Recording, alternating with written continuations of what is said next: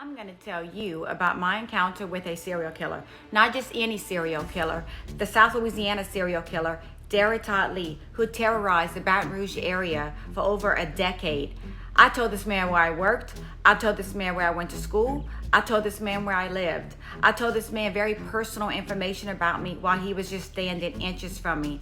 I'm going to tell you all about it at the end of this video. Y'all stay tuned.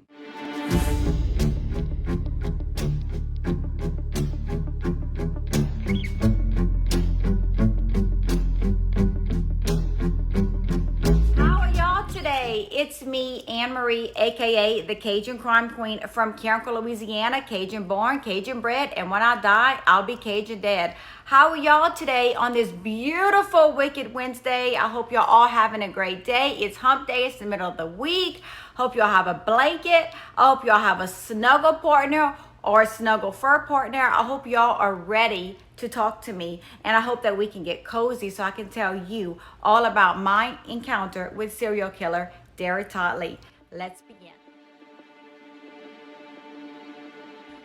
Derrick Todd Lee was born in St. Francisville on November 5th, 1968. He had a normal childhood. The only thing that I could find that was different was his father was arrested for the attempted murder of his ex-wife, and his father went to jail for it. Derrick was raised by his mother and his stepfather. By the time he was 6 or 7 years old, he started peeping into windows. He also started sucking his thumb and calling his teacher mama, which in my opinion shows that he was looking for some type of authority outside of his home, some type of protector. By the time Derrick was 16 years old, he was on that criminal path. He started getting arrested for burglary, assault, peeping, anything you could think of. He was on the destructive path.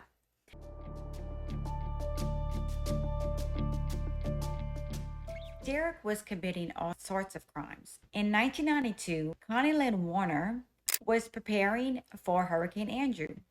Everyone was, it was a hurricane that was coming, but Connie wasn't worried about the hurricane. She was more worried about the peeping Tom that she had just made a report on a couple of weeks before.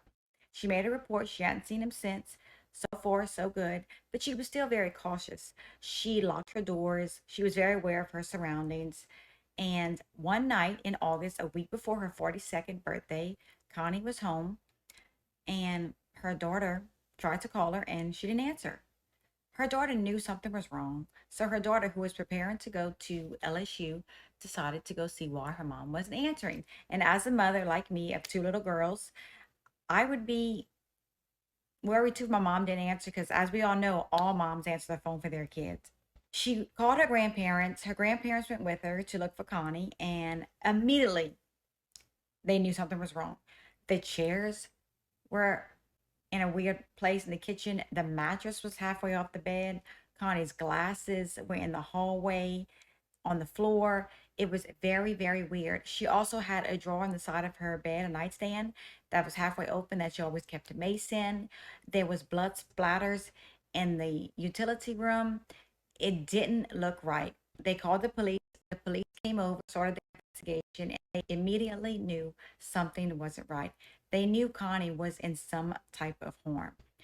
As they were investigating, they had to take a break because Hurricane Andrew came. Hurricane Andrew really, really, really wiped out Louisiana, including Connie's remains, which were found about a week later by a trucker. While they were doing the investigation, they noticed that there was vomit in the car. They noticed 3 buttons that were off of Connie's shirt. They noticed that it looked like somebody had been dragged on the car. They found hair on the car. They knew there was some type of struggle. They couldn't figure out anything. They didn't really have any leads. All they found that was missing was Connie's car keys. Always remember car keys in this video because it is very significant. After a while with no leads, the police were very frustrated.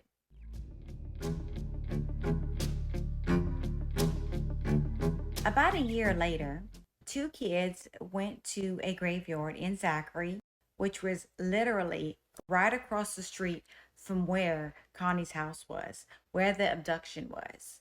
These 2 young teenagers went into the graveyard to have some alone time. Do y'all remember those? I remember those days, y'all. making out, whoo, having a time of your life when you're 16. I mean, you go sneak a kiss. I remember those days. I know I'm not the only one. But anyway, they went into the graveyard to have some alone time. And while they were just hanging out, talking, these two teenagers, they hear a noise.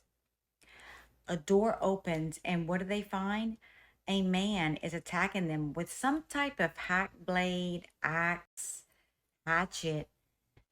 I mean, just starts, y'all, just violently horrible. All of a sudden, the man looks up, stops, goes to run away, comes back, grabs the keys, and runs off. These two kids are traumatized. I can only imagine how scared they were to be in that type of position. It just so happens that a police officer was driving by the graveyard and saw a dome light on and wanted to go investigate, see what was going on in the graveyard. And he pulled up just at the right moment to save these two babies' lives. The kids survived the attack, which was horrible, absolutely horrible. I'm going to put the book down below and y'all can read more about it. Let me tell y'all, these kids had to go through a lot that night. While I was investigating the crime scene in Connie's house, when I'm working on a project, I kind of want to on the whole thing. I don't want to skip any angle. I went down to Zachary and I noticed how peaceful this town was. It was a very, very peaceful town. In fact, Connie's subdivision and the graveyard were walking distance. Gorgeous little homes, quaint area. The graveyard's across the street, pretty much, just kind of not across the street, across the highway.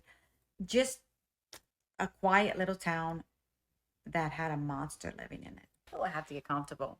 A young teenager and the sketch artist came up with the sketch, but we just didn't really have any leads as of now. We didn't have anything to go on. We just had this. But a detective by the name of David McDavid kind of figured it was Derrick Totley. We're going to get back to him in a little bit.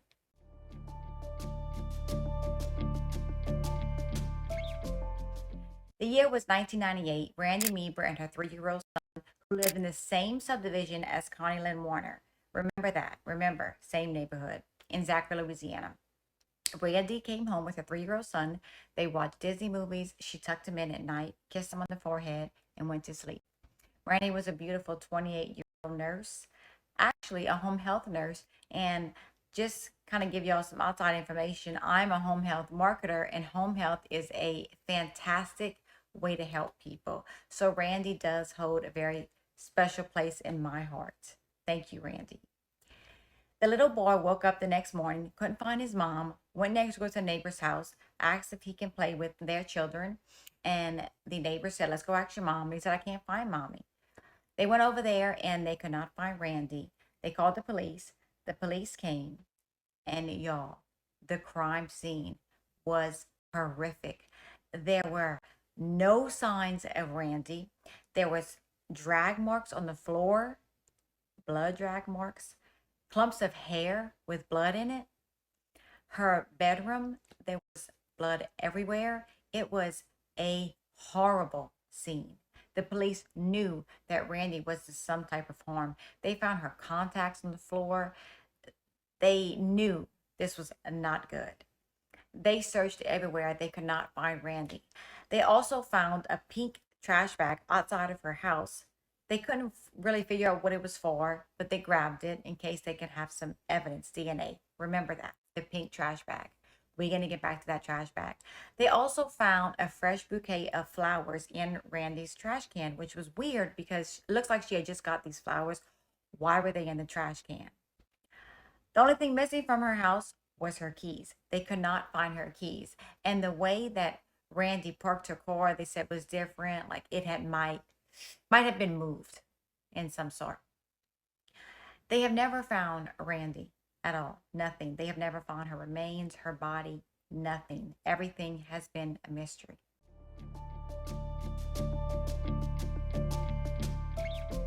The next year in 1999, a lady was being watched. Everywhere she went, this man, Derrick, was watching her.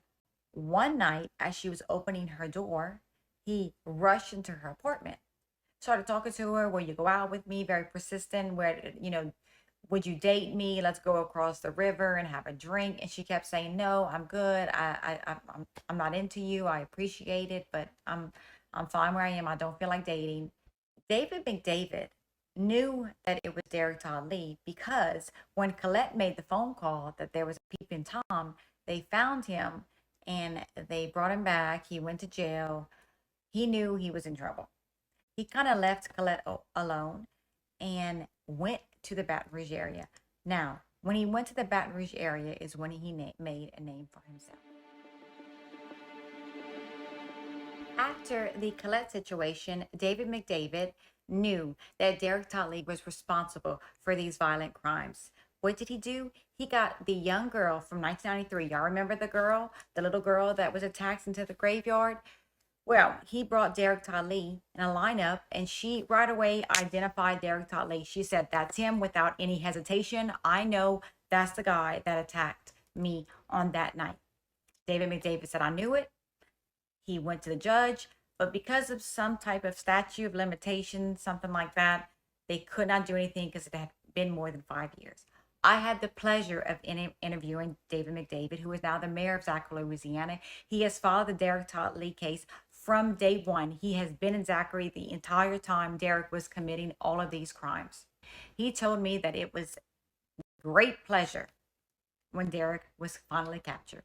While Derrick was in jail for the Peeping Tom incident with Colette, he stayed in there for about a year. And I think when he got out was when he decided to make a name for himself. That's when I think he decided to make a name for himself. Now, I'm going to pause right here because I just want to talk to y'all about something that I've always wondered. I've always wondered, while they are in jail, are they being rehabilitated? Are they going to classes? Are they having maybe talks with counselors? Are they seeing some type of psychiatrist or psychologist? Are they getting some type of help while they are in jail? Or are we're just throwing the criminals back into the real world, hoping that they change and they say, you know what, I'm not going to do anything because I don't want to go back into jail? Or are we sitting there getting them help they need? And when they do go back in the outside world, are they still, you know what, I still want to commit these crimes. I still want to do these bad things. What do y'all think? I want y'all opinions down in the comments below.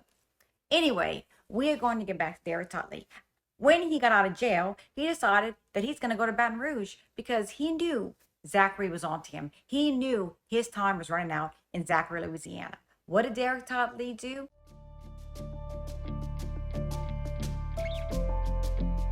Gina Wilson Green was a beautiful 41-year-old nurse. She was living it up, y'all. She had a great job as a nurse. She had a beautiful home on Stanford Avenue. Y'all, while I was researching this case, I went down to Baton Rouge because I live so close, and I went down Stanford Avenue, and it gave me the Hansel and Gretel feeling. A cute little cottage house, beautiful lakes around in the area, just gorgeous area. Gina loved her job. She loved her friends. She loved her beautiful little niece that she liked to hang out with. She did not show up for work one September fall morning. Her coworker called her house. She didn't answer. The coworker said, you know what, y'all, I'm going to go check on her because it just doesn't seem right that Gina's not answering her phone. What he did not know was at 3 o'clock in the morning, her alarm went off. The alarm company called Gina and asked her, is everything okay? She looked around while on the phone with them. She said, I don't see anything out of place. I checked closets, I said doors. I don't see anybody in here. She tried to go back to sleep, kind of tossed and turned, but fell back asleep.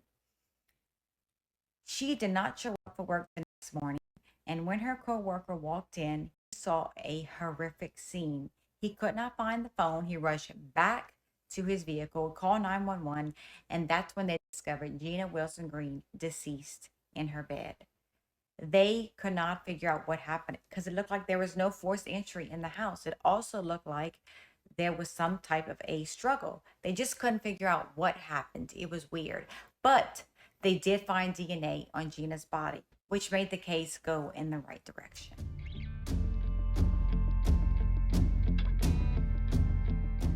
Let's fast forward to May of 2002. Charlotte Mary Pace was a beautiful 22-year-old graduate student of LSU. Actually, she had just graduated about a week before with her MBA from LSU. I'm just going to tell you all this about Charlotte. At 15 years old, Charlotte graduated high school.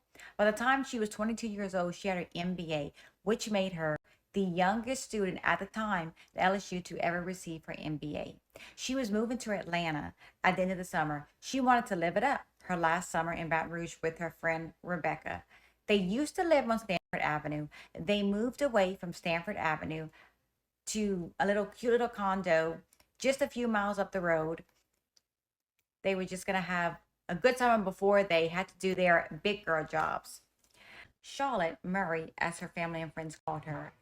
Her and her friend Rebecca were preparing for a wedding that weekend. Charlotte got home around noon. She fixed herself a sandwich, grabbed a Diet Dr. Pepper, and was ready to eat lunch. About 2 hours later, her roommate got home to the most horrific scene. Y'all, this crime scene was absolutely horrible. Charlotte put up a fight. There were no signs of a forced entry. She had been stabbed over 80 times. It was all over the apartment. It was a horrible scene. They could not find her keys. But what they did find was a match to Gina Wilson's Green's body. These two women were attacked and killed by the same person, which was a very good thing in the police's eyes because now they have a huge lead. But the bad thing is they don't have anybody to match it to, y'all. That's the bad thing. They have no one to compare it to, and that's the scary thing. Yes, you have this DNA, but no one to match to. I'm gonna get mad. I'm gonna get aggravated. Let me just stop right there.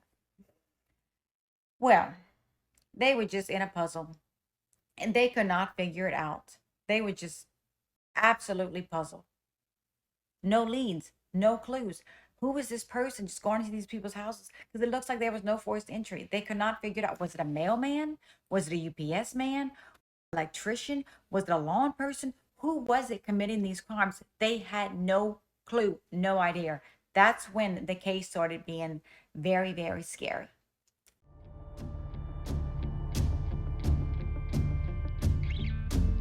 In July of 2002, Pam Kinamore, a beautiful 40-year-old lady who owned a beautiful antique shop called Comforts and Joys in Denham Springs, Louisiana, was abducted. Now, Pam looks like she went to take a bath and she was in the bathtub or preparing for a bathtub. They found drops of blood in the bathroom. They knew something was wrong.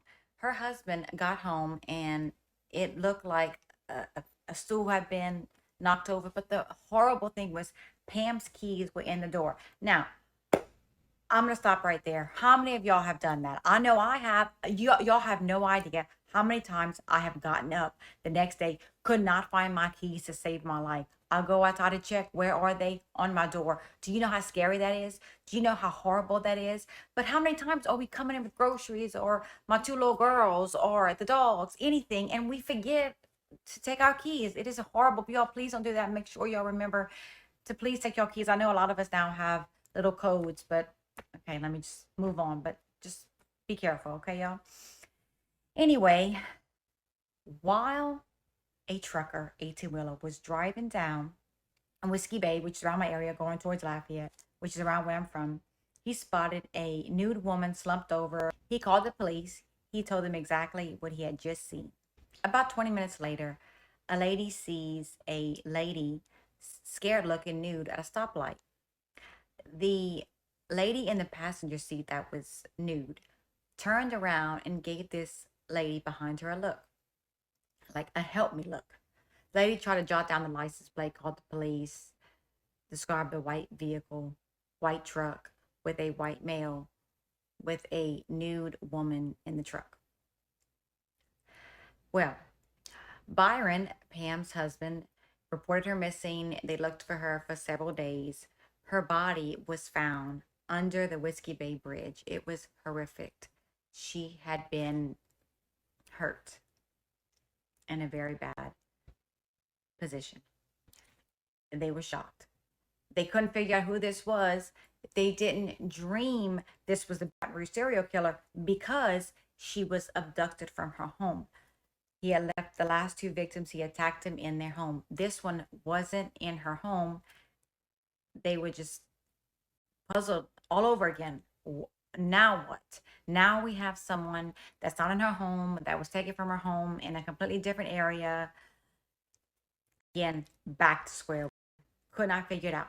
What they did find next to Pam was a phone card. Y'all remember those phone cards? I remember those phone cards, the big long ones from a computer or a phone that you plug into the jack. And your generation's probably like, what is that? By the time we were back in the early 2000s, I was only 18, but I do remember that. Anyway, they found that by Pam's body. The good thing is there was DNA.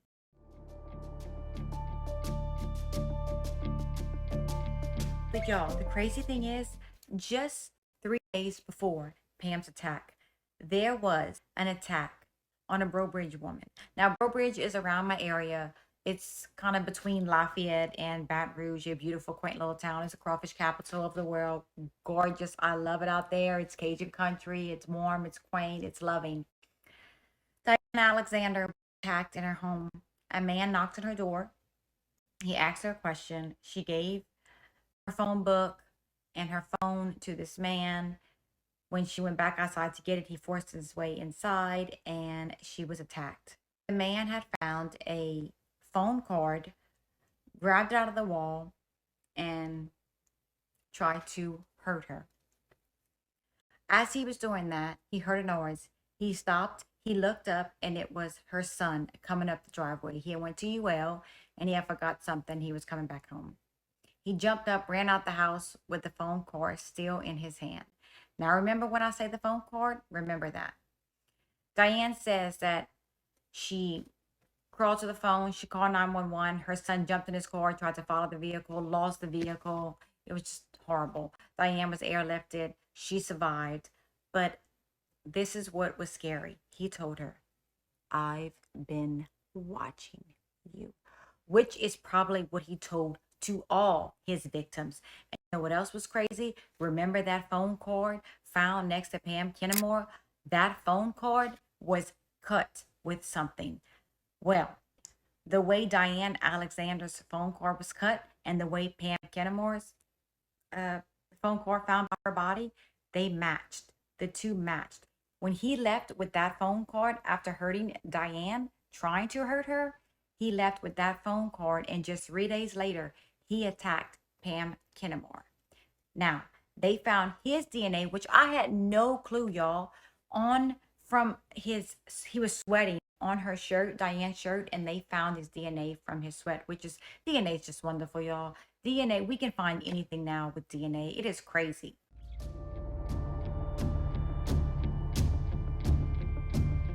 Trineisha Dene Colomb was a beautiful 23-year-old girl.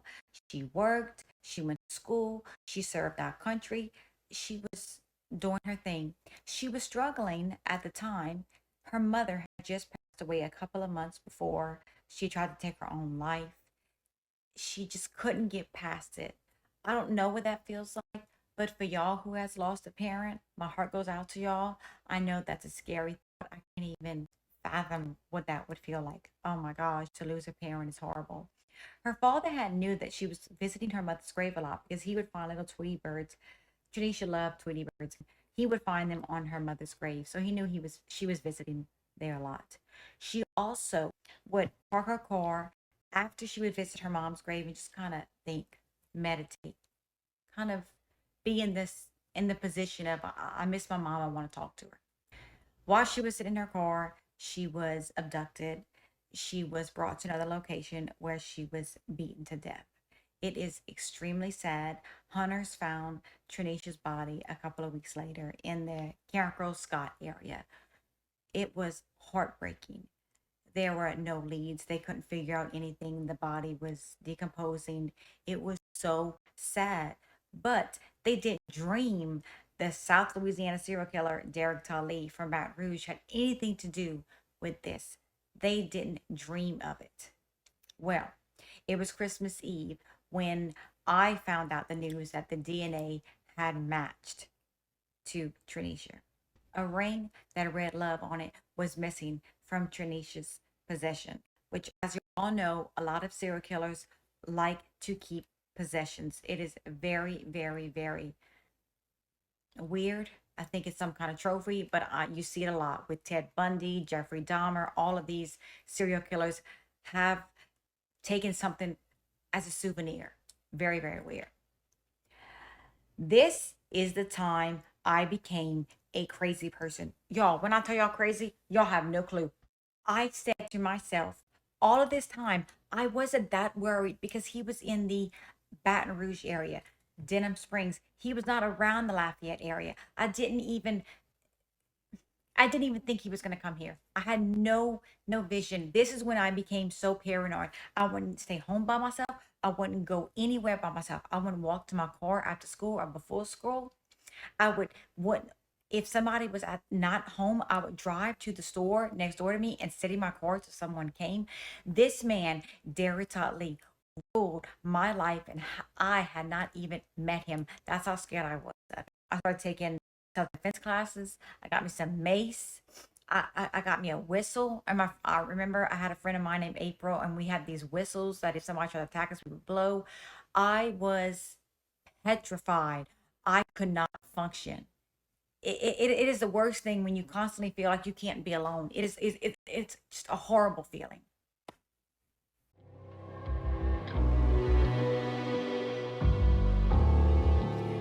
Let's move up to March of 2003. Carrie Lynn Yoder. Carrie Lynn Yoder was a graduate student. She was beautiful. She was smart. She was intelligent. She had just enjoyed Mardi Gras in Louisiana. She was from the Tampa area. She was going to school down here in Louisiana. She talked to her boyfriend that night. Her boyfriend tried to call later on. She did not answer. He got nervous. The next day, he went to her house, couldn't find her. He reported her missing. It looked like there was no sign of a struggle in Carrie's home. The keys on the wall they were kind of in a weird position, but that's really all they could find. About a week later, Carrie Lynn Yoder's body was found in Whiskey Bay. She had been hurt. DNA matched on her body to Gina Wilson Green, Charlotte Mary Pace, Trineisha Dene Colomb. She was the fourth victim. Now, police knew this was bad. They were looking for this person, and they did not know who he was. Now, do y'all remember? We're going to get back to this. Do y'all remember when I told y'all that while Pam was in that vehicle, in that white truck driven by a white male, people had spotted that. Not just one person, several people. They had made a sketch. We were looking for this man right here in a white truck everywhere. Over 1,000 men were swabbed. We could not figure out who this was. We looked everywhere. Y'all, I had his sketch in my candy apple red Jeep Cherokee. Okay. I was so nervous. I was looking for this man everywhere in this white truck. Just remember that. We could not figure out who this person was. We could not. A crime lab in Florida decided to say, hey, let us take a stab at it, and we are going to figure out, maybe we can find out the race, maybe we can find out who this person was. What are y'all looking for? What type of person is he? We're going to give you some more clues. They kind of just bypassed it and said, no, there's no way. But then they said, okay, let's give it a try. They did, and the DNA came back to be African American. They were shocked. They were back at square one. They said, what? We've been looking for this wrong person. Is this DNA correct? Is it not correct? We don't know what's going on. Oh my gosh, we're back at square one. They just couldn't figure it out. Well, David McDavid, I remember that detective that I interviewed, he knew all along in the back of his head, Derrick Todd Lee was his guy. He figured it out. He said, why don't we look at him? They went to Derrick's house. They swabbed Derrick. His DNA matched to every single victim. They went back to arrest Derrick Todd Lee. He was not there. They found him in Atlanta, Georgia. Looks like he was about to attack. He was found around some college area, just gave his ID like the gig is up. It's done. He knew they were coming for him, and that's why he left. Now, other people have been linked to Derrick. Do y'all remember that pink trash bag that was found outside of Randi Mebruer's home, the DNA on that trash bag matched Derrick Todd. They knew he had something to do with the disappearance of Randi Mebruer. There was also a attack and murder in January of '02 on Geraldine DeSoto. They found DNA under her fingernails that matched Derrick Todd. They thought for the longest time it was Geraldine DeSoto's husband that had murdered her because there was some domestic violence issue from what her friends say, but it did match to Derrick Todd. We have several victims that were matched to him. We also have several victims that their bodies were too decomposed, or there was no DNA, or their bodies that have never been found that people think it is Derrick Todd. Derrick Todd was charged and convicted in these cases. He was found guilty and he was sentenced to death. He went on to serve his sentence at Angola State Penitentiary in Lafayette, Louisiana, which is kind of weird because it's next to St. Francisville, where Derrick was born and raised, which is crazy, right? He was down the road from where he was raised. Derrick Todd did not give the victims of his families enough justice because he passed away in prison. They did not get to see him be put to death.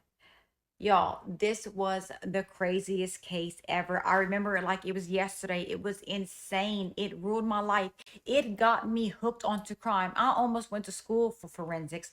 I wanted to help in some type of way to catch serial killers. That's how I was just fascinated with what are they doing to me. Now we're going to talk about my encounter with Derrick Todd, the South Louisiana serial killer. I was working at Hooters of Lafayette at the time. I'm a forever Hooter girls. I love Hooters. Shout out to Hooters. I worked at several golf tournaments. In October of 2002, I got off of work. I think it was a Friday. I went to the gas station, which I do every single Friday after I leave Hooters. Because I lived in Carencro, which is about a 20-minute drive. I would go get gas on Fridays after work. I was filling up my car. A man pulls up behind me and starts talking to me. He says, "It's such a beautiful day." And I said, "Oh, yes, it is." Naive as I was. He said, "Yeah, it kind of reminds me of you. You know me." "Oh, thank you. Yes." Oh my God. Now I would be like, "What? Are you talking to me?"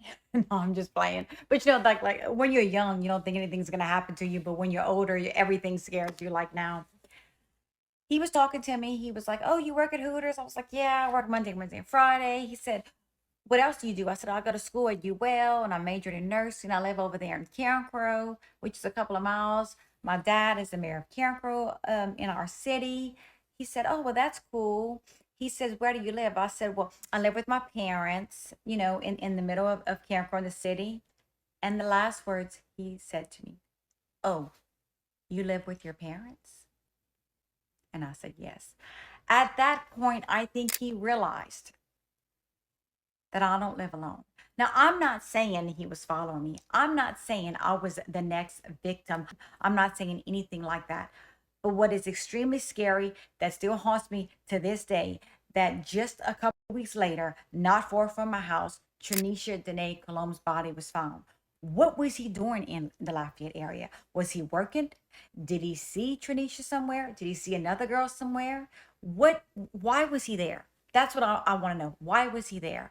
I went to where Trineisha was abducted in the Great Coteau graveyard. And y'all, when I say to y'all, no one thinks it is possible. I know I wouldn't think that I wouldn't be safe in a graveyard.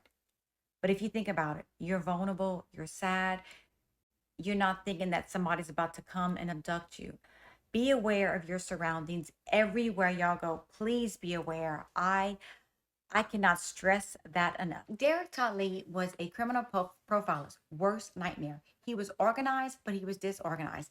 He left with the bodies. He left the bodies at home. He was in different areas: Zachary, Baton Rouge, Lafayette, Denham Springs, Scott. He was everywhere, but mainly Baton Rouge. They couldn't figure him out because he was he didn't have the pattern. He didn't fit the pattern that all the serial killers have, that most of them have.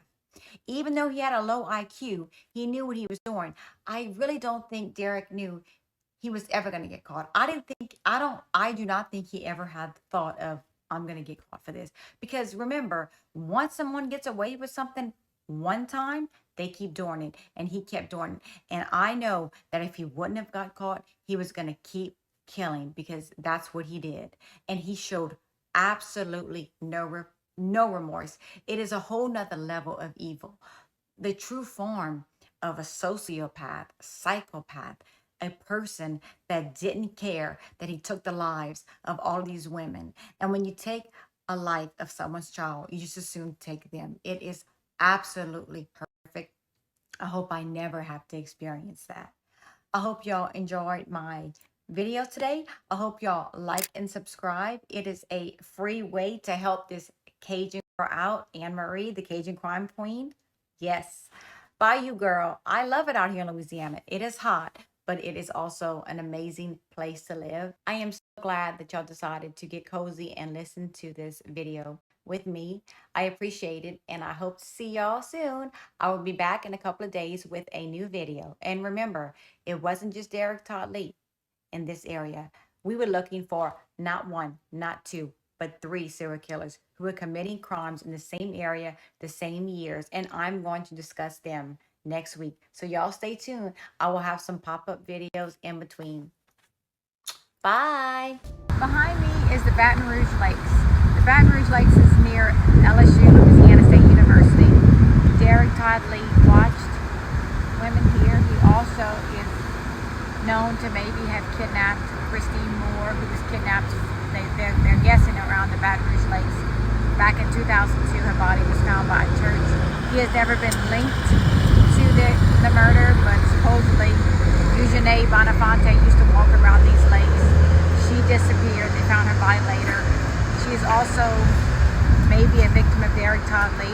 In 1993, this is the area where Derrick Todd Lee attacked the 2 teenagers. If you look behind me, there's a wooded area, and on this day, he came from the woods and attacked the teenagers at this exact spot. And just a few yards ahead is where Connie Warner, one of his victims, is buried. We think he came here to maybe relive, or a chance of opportunity to attack the 2 children.